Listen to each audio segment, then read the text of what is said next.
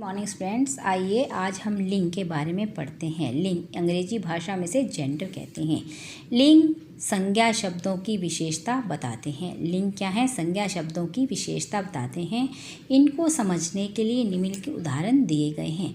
माताजी फल खा रही हैं, पिताजी अखबार पढ़ रहे हैं, हलवाई समोसे तल रही है, हलवाई मिठाई बना रहा है, बहन पढ़ाई कर रही है, भाई टीवी देख रहा है, गायें दूध देती है, बैल हल खींचता है, बंदरिया नाच दिखा रही है, बंदर केला खा रहा है।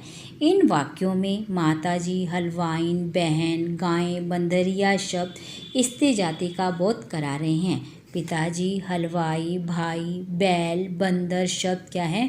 पुरुष जाति का बोध करा रहे हैं। अतः हम कह सकते हैं कि शब्द के जिस रूप से उसके पुरुष जाति या स्त्री जाति के होने का बोध हो उसे हम लिंग कहते हैं।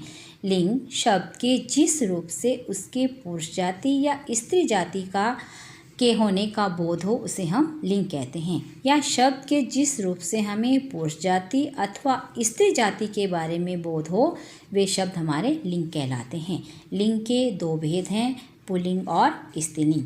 नाम से ही प्रतीत होता है कि पुल्लिंग केवल पुरुष जाति का बोध कराने वाले शब्द, जिस शब्द से उसके पुरुष जाति के होने का बोध हो, ज्ञान हो, वह पुल्लिंग कहलाता है। जैसे आदमी, मोर, चाचा, घोड़ा, कवि, मुर्गा आदि। स्त्रीलिंग जिस शब्द से उसके स्त्री जाति के होने का ज्ञान हो, बोध हो, वह स्त्रीलिंग कहलाता है। जैसे औरत, मोरनी, चाची, घोड़ी, कवित्री, मुर्गी आदि। इस तरह हमने जाना कि शब्द के जिस रूप से हमें पुरुष या स्त्री जाति के होने का बोध हो वे शब्द हमारे लिंग कहलाते हैं। पुल्लिंग तथा स्त्रीलिंग की पहचान। प्राणीवाचक जिनमें जीवन होता है शब्दों में स्त्रीलिंग और पुल्लिंग को पहचानना बहुत सरल है, आसान है। जो शब्द नर पुरुष को बताते हैं वे पुल्लिंग हैं। वे शब्द जो नारी स्त्री को बताते हैं स्त्रीलिंग हैं। पुल्लिंग शब्दों के स्त्रीलिंग बनाने के कुछ नियम इस प्रकार दिए गए हैं। शब्द के अंत में ए को आ में बदलकर छात्र, छात्रा, पूज्य, पूज्या। शब्द के अंत में ए आ के स्थान पर ई लगाकर पुत्र, पुत्री, देव, देवी, लड़का, लड़की। शब्द के अंत में आ को इया बनाकर गुड्डा, गुड़िया, बूढ़ा, बुढ़िया। कुछ पुल्लिंग शब्दों के अंत में इन जोड़कर, जैसे धोबी, धोबिन, माली, मालिन।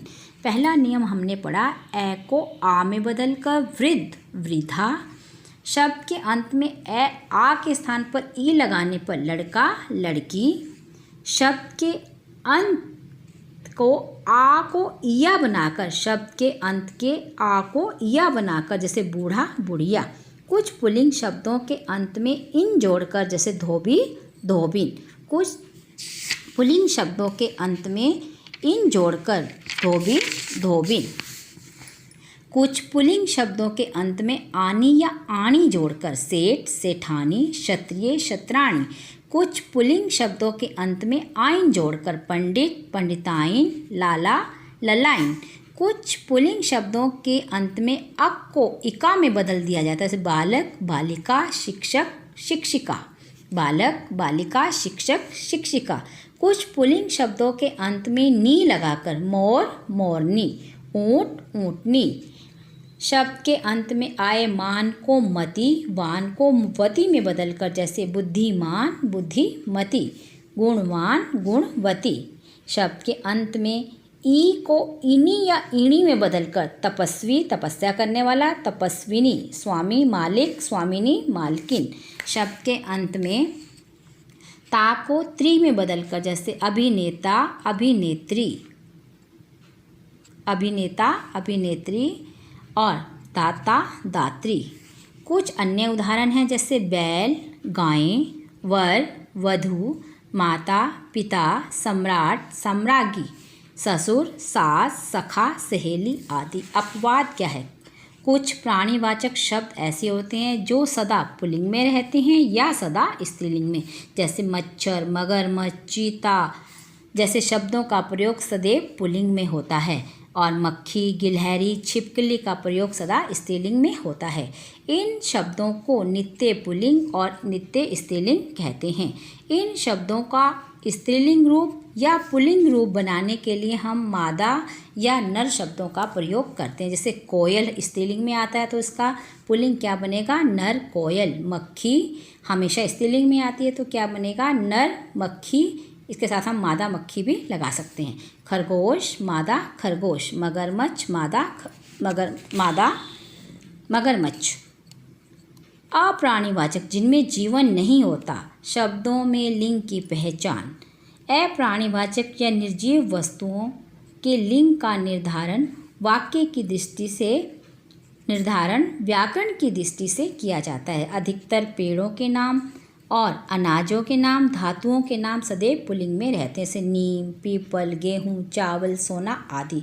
अधिकतर देशों, पहाड़ों और समुद्रों के नाम भी पुल्लिंग में रहते हैं, जैसे भारत, नेपाल, विंध्याचल पर्वत आदि।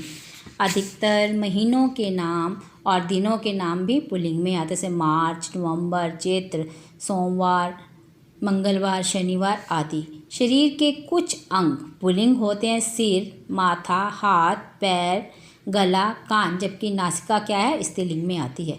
कुछ द्रव पदार्थों के नाम पुल्लिंग में होते हैं, जैसे दूध, पानी, तेल, सिरका आदि। रत्नों और ग्रहों के नाम भी अधिकतर पुल्लिंग में आते हैं, हीरा, मोती, मूंगा, मणिक, पन्ना आदि।